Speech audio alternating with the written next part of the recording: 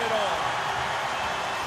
Champions are being crowned, but man, that's got to be tough for the other guys at the other end of the ice right now. You work so long, so hard, and if you don't win, you get nothing for it. Nobody really wants or cares about who's in second place.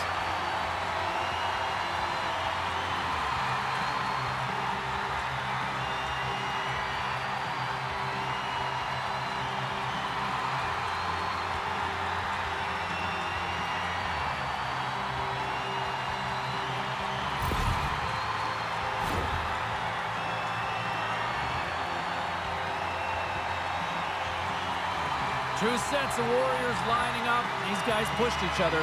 Exhausted, tired. At the end of any long frame series, you are gassed. But one team gets to enjoy this line a lot more than the other. What an impressive team effort from start to finish. And as a result, they're collecting the trophy.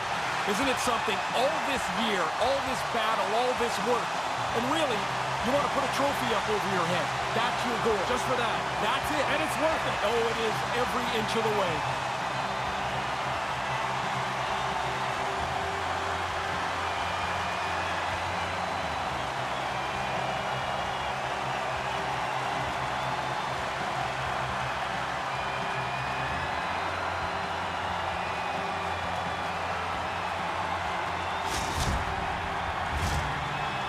Team photo, man, this is just mugging for the best selfie and camera shot ever. This looks like such a fun place to be. Everybody jumps into the picture.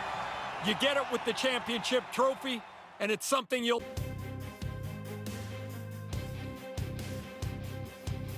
Hello, and welcome back to the NHL 23 Bakersfield Condors Jersey Quest franchise. Well, as you can see here, we're at the playoffs are complete screen, and says the Calder Cup champions, Bakersfield Condors. So this is the third season we were able to kind of get over the line this year and win the Calder Cup.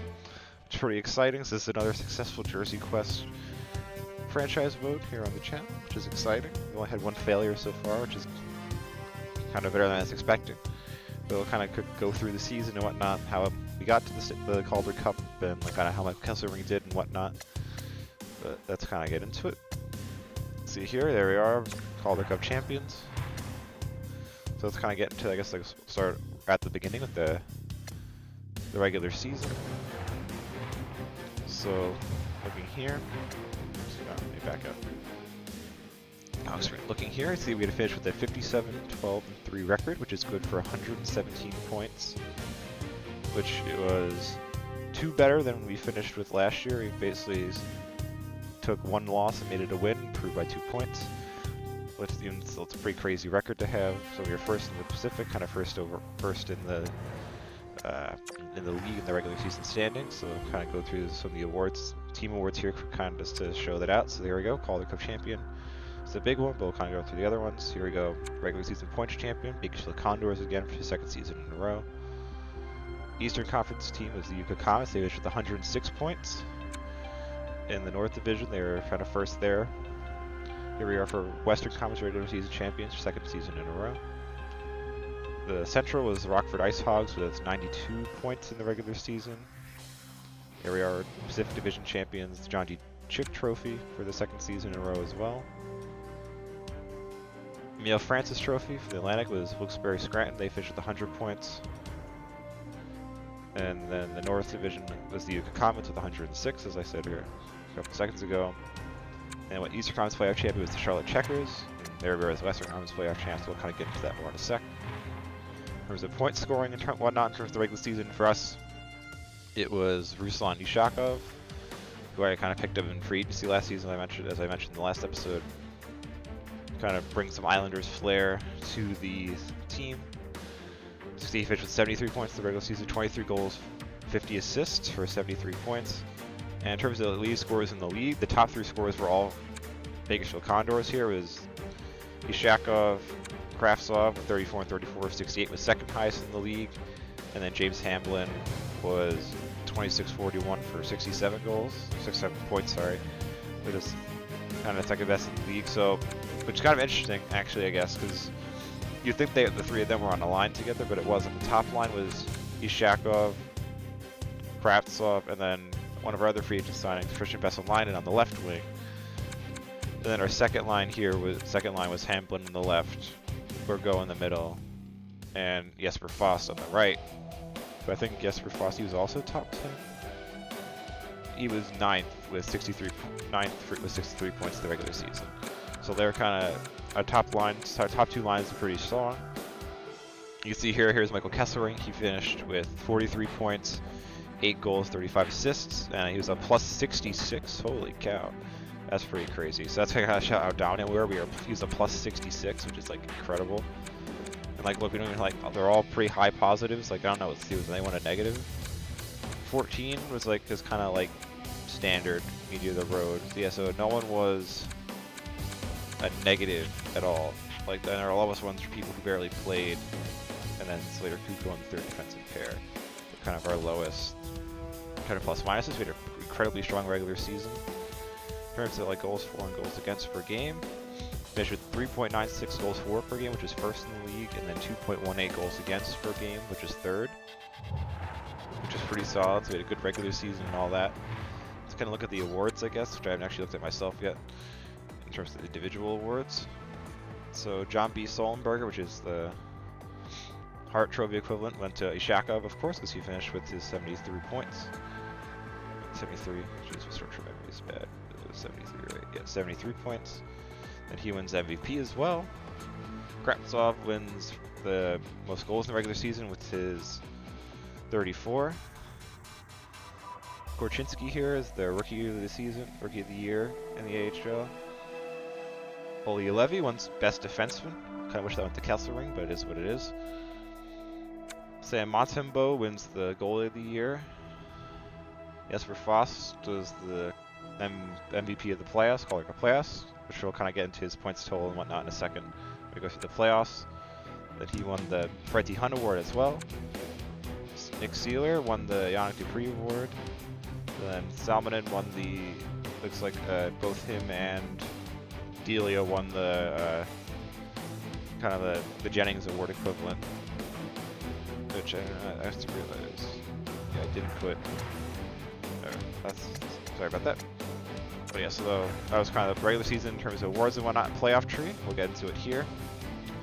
So looking at the West, as we were the top seed in the Pacific, we got it matched up against the 4th seed coming out of the Pacific, which was the San Jose Barracuda, who finished the regular season with 73 points. And as they were, our rivals, they kind of upset us after our big season last year, as they would play games 2, 3, and no, not 2, 3, 3, 4, and 6. Sorry, because we were the home, we had the home ice advantage, which was kind of counterintuitive. Like, we lost them on the road last season, so I only got to play less games. I was kind of banking on the sim engine giving us a win, which it did, but we'll kind of get second. So game 1, San Jose won 4-2. Game 2, we won 4-3. Then I played games 3 and 4, which are both 4-2 Bakersfield victories. Game 5 was 2-1 to San Jose, and then we won game 6, 4-0. A solid performance for me, kind of locking it down, make sure we won the series 4-2. Then we got matched up against the Calgary Wranglers, as you can see, who beat the Henderson Silver Knights in 5. That series went all the way to 7, which is really nerve-wracking. So we won game 1, 6-1. Calgary won game 2, 3-1. We then won games 3 and 4, 6-2 and 3-2. So we hopped out to like a 3-2 series. 3-1 series lead. So we just needed one game to close it out. But then Calgary kind of stormed back. They won game 5, 4-0. Game 6, 5-2. So I was really nervous going into game 7. Like, oh, we're gonna kind of fall short again. But we didn't. Sim Engine was kind to us, and we won game 7 by a whopping 9-0 score, which is pretty crazy. So we won that in 7. For the Western Conference Finals, we kind of slide it back to the left-hand side of the chart. Grand Rapids beat Chicago in a sweep, in the upset sweep in the first round. They got matched up against Rockford, who beat Milwaukee in 5 games. Then their series in the second round also went to 7, and they beat Rockford in 7. And we got matched up against them in the conference finals. It was a clean sweep, which is nice. All simulated games, of course. Game 1 was 6-3 Bakersfield, and we won game 2 4-2. Game 3 was a 1-0 kind of tight lockdown shutout. And then Game 4 was a dominant 6-1 win to send us to the Calder Cup final against the Charlotte Checkers. It's kind of like how they got there. So their round 1 matchup, they got the Hershey Bears and won in 5 games. They then got matched up against the Lehigh Valley Phantoms, who beat the Wilkes-Barre Scranton Penguins in 6, and then Charlotte won their round 2 series in 6 as well. They got matched up against Belleville Senators, who beat the Marlies in 7, and then Utica in 6 to make it to the Eastern Conference Finals, and then Charlotte won that series in 6 games. This year with Calder Cup final was a 5-game series.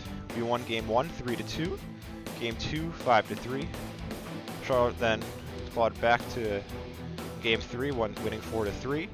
We then won Game 4 5-2. Then basically had 3 chances to close out the series, but we closed it out on the first try, which is nice. It had a nice 3-0 shutout win, which kind of probably like the last second from the clip. I'm not sure if it's gonna be at the beginning or the end of the episode. Kind of like us, the whole cutscene they've been using for 10 years.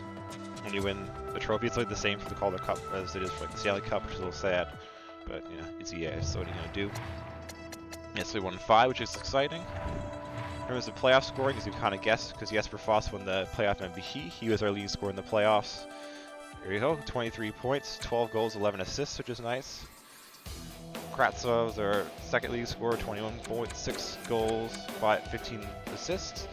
You see here, Kesselring had a pretty strong playoff for kind of more defensive-minded defenseman.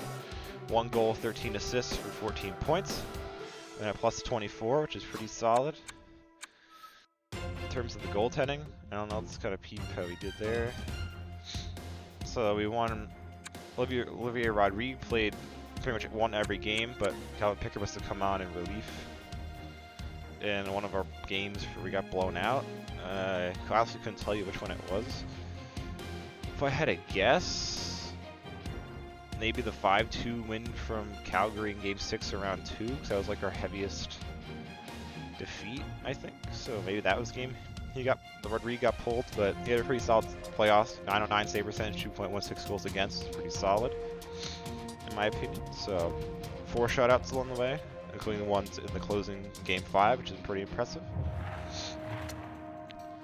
So that was nice. So yeah, Kesselring had a good play. Excuse me, sorry. So Kesselring had a good playoff here. So let's kind of look back at his kind of full career stats, I guess, in this. So we started in the 22-23 season. His numbers kind of slowly improved every season. Excuse me, sorry. Went from 19 points to 24 to 4 years, pretty consistent growth, which is nice. In terms of the playoff stats, he kind of went from, obviously we got bounced in the first round the first year, so it's kind of not really a great comparison, but didn't really do much to help us in the playoffs. -5 in the second season, which is whoa. But this year is pretty solid in the playoffs. So, but our preseason stats or whatever, but that's pretty solid stats, I'd say. I don't think there's really much else for me to cover here. We kind of covered how the season went in terms of the regular season and whatnot. Michael Kesselring, how he did in terms of regular season and playoffs, which is I'm pretty impressed with. And then kind of the awards and all that jazz. So I think that's kind of it for this episode, and then for this series as well, because we won the Calder Cup. In terms of what's coming next on the channel, it should be a soccer, a Kit Quest series, FIFA Kit Quest series. I'm not entirely sure kind of what I'm going to be doing for that, because again, I have to kind of get a little creative with it, because DaVinci's kind of, because the whole system I'm using with the server ID numbers matching up to the number of the player doesn't really work when the numbers go higher than 100. Can't word triple-digit numbers in hockey and soccer, so it kind of gets a little hard. So I'm gonna have to get kind of creative with it, but I figure something out with this one. Press myself a little bit, TBH, kind of coming up with a creative solution. So I should be able to do that for DaVinci as well, for the Kit Quest as well. So that'll kind of be that should be the next series on the channel, unless it happens to be a kind of similar situation to the Oxford United one that I started to postpone, and there is another series that I kind of have that I'm waiting kind of on for either the end of the January window or the end of the season, more likely the end of the season, to kind of to start with as well. So I don't know if that will get thrown in that pile. So if it does, then next year's will be another jersey quest. But if not, it'll be a kit quest next. And Da Vinci themes, we'll kind of get into the theme and whatnot at the start of that series. But thank you to everyone who watched the series, and hopefully you watch the next one as well, whatever it ends up being.